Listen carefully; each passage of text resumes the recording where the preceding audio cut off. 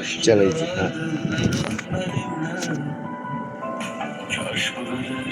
Neçə ildən sonra pol avtomat götürən araba gəlir.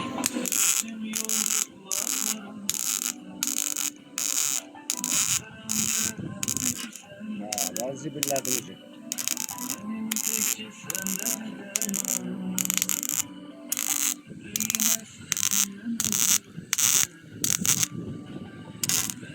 Yadırğamışam hocam.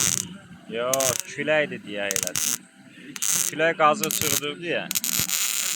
Onlara nə buran olmuş. Olub girmişdi.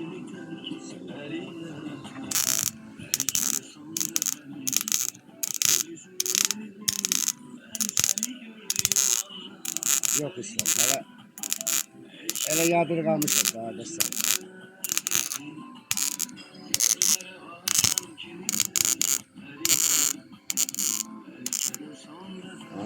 Pol avtomat küləklə yola gedir. Hə.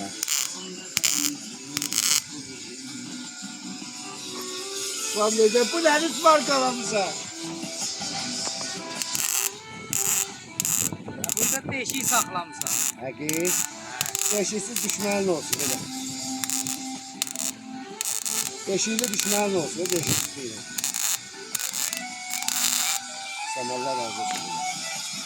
Bu həyəcanı mənə yalandan da yaşatdığım için. Onlara bir 50 manat.